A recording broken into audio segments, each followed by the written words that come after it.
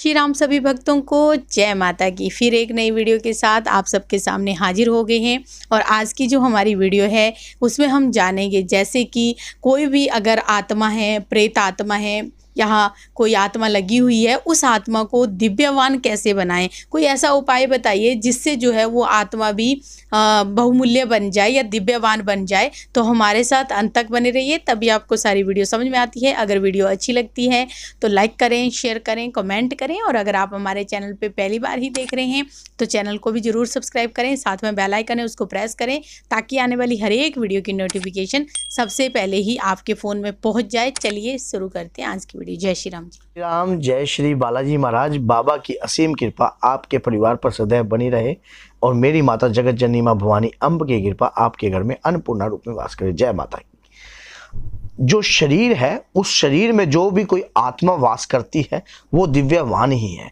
परमात्मा की दी हुई शक्ति जो शरीर के अंदर वास करती है वो अमूल्य किस प्रकार से हो सकती है? वो तो स्वयं मूल्यवान है। जिसे परमात्मा ने अवतरित कर दिया, जिसे परमात्मा ने जन्म दे दिया, वो अमूल्यवान तो हो ही नहीं सकती। अब हमारा क्या फर्ज बनता है, इस शरीर रूपी काया के अंदर जो आत्मा वास कर रही है उसे दिव्यमान किस प्रकार बनाया जाए। दिव्यवान बनाने के लिए आपको अपने कर्मों के अकॉर्डिंग चलना पड़ेगा। जिस प्रकार से आप पाप युक्त कर्म करोगे तो आपकी आत्मा भी पाप युक्त कर्म के द्वारा मलिन हो जाएगी और वो मलिन शक्ति जो है कहीं ना कहीं मलिनता के कारण अभद्र शक्ति भी बन जाती है। तो अगर हम अपने जीवन काल के अंदर ऐसे ऐसे कार्य उत्पन्न करेंगे, ऐसे ऐसे कार्य करेंगे, ऐसे ऐसे पुण्य करेंगे तो जो हमारे अंदर की जो आत्मा है वो भी उसी आत्मा गवाही देती है, शरीर की गवाही देती है। मरने के बाद आपके कर्म के अधीन खड़ी हो जाती है। जब ऊपर यमराज के या कहीं भी आपका फैसला होता है वहां पर जो आत्मा स्वयं आपके कर्म साथ में गवाही देते हैं, आपकी भक्ति स्वयं गवाही देती है, आपका धैर्य स्वयं गवाही देता है वहां पर। तो उसी प्रकार से अगर कोई परमात्मा की कृपा आपके ऊपर भी आ रही है और आप चाहते हो उस आत्मा को दिव्यवान बनाना, आप चाहते हो कि इस आत्मा को या इस कृपा को और भी ज्यादा शक्तियां प्रदान हो। अगर मान लीजिए किसी के परिवार के ऊपर पितरों की कृपा हो जाती है, किसी के शरीर के ऊपर कुल देवी देवता की कृपा हो जाती है, किसी के घर के अंदर कोई ऐसी आत्मा प्रेत आत्मा होती है कि कुछ क्षण बाद वो आत्मा की प्रवृत्ति जो है किसी न किसी माध्यम से बदल जाती है या किसी गुरु के सानिध्य में जाकर या किसी भी प्रकार से, तो उस आत्मा को अब हम किस प्रकार से दिव्यवान बनाएं ताकि वो हम उसके द्वारा धर्म के प्रति भी कार्य कर सकें और साथ में धर्म के प्रति तो कार्य करें और साथ में अपने परिवार की रक्षा करें और कोई व्यक्ति अगर परेशान है तो उसका भी सहयोग दे सकें। तो अगर हम जैसे बालाजी में जाते हैं, किसी भी आत्मा को वहां पर शरण दिलाते हैं, कुछ क्षण वो आत्मा मेहंदीपुर बालाजी में अपना निवास करती है, धीरे धीरे वो ऐसी संगति में रहती है, वहां बाबा की भक्ति का गुणगान सुनती है, धीरे धीरे उस आत्मा की सोच जो है परिवर्तित होने लग जाती है। जब वो सोच परिवर्तित हो जाती है तो वो एक दूत महाराज की कृपा के रूप में, एक वीर के रूप में परिवर्तित हो जाती है। उसी प्रकार से अगर कोई व्यक्ति मान लीजिए हनुमान जी का भगत है, हनुमान जी की सेवा करता है, अपने जीवन काल के अंदर उसने इतनी अटूट सेवा करी है और जब मरण उपरांत जब उसका समय आता है तो बाबा के स्वयं उसके बाबा के दूत उन्हें लेने आते हैं, या कि यमदूत लेने आते हैं, क्योंकि उसने अपने जीवन काल के अंदर अपने इष्ट अपने एक आराध्य की ही सेवा की है। वो तनिक भी भटका नहीं है, उसने अपने जीवन काल के अंदर उन्हीं की सेवा को ही सर्वज्ञ माना है। तो ऐसा व्यक्ति मन उपरांत भी उसी दिव्य शक्ति के रूप में परिवर्तित हो जाता है। इसी प्रकार से आपके अंदर अगर कोई परिवार के अंदर कोई ऐसी दिव्य शक्ति है अब तो उसे दिव्यवान बनाने के लिए आपको कंटिन्यू भगवत गीता का ज्ञान प्रवाहित करना चाहिए।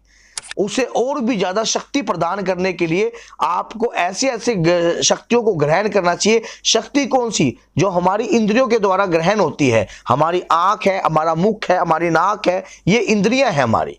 इन इंद्रियों से किस प्रकार की शक्तियां ग्रहण करेंगे? अगर हम इस इंद्रिय से गलत प्रकार का भोजन ग्रहण करेंगे, मांस मदिरा का सेवन करेंगे तो नेचुरल सी बात है कि हमारे शरीर के अंदर जो ऊर्जा है, तो आज नहीं तो कल तो हम उस ऊर्जा को बदलने की कोशिश कर रहे हैं, शरीर मान नहीं रहा, तो कहीं ना कहीं कई बार इस प्रकार का अनुपात हो जाता है जो डिस्टरबेंस उत्पन्न कर देता है।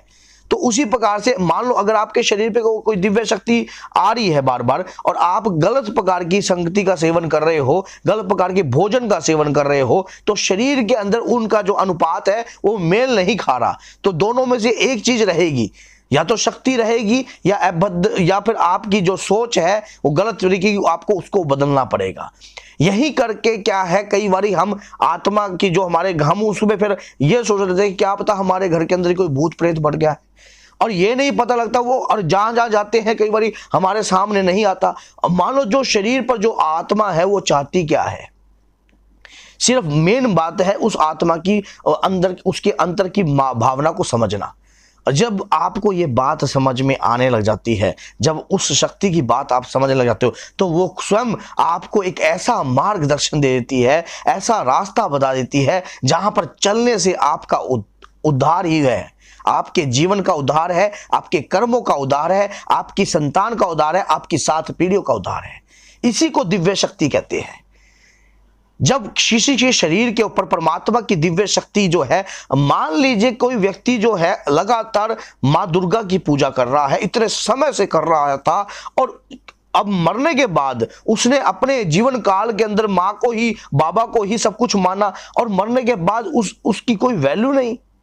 परमात्मा स्वयं अपने भक्त की वैल्यू करते हैं, इसमें कोई दर्शाने की आवश्यकता नहीं पड़ती है।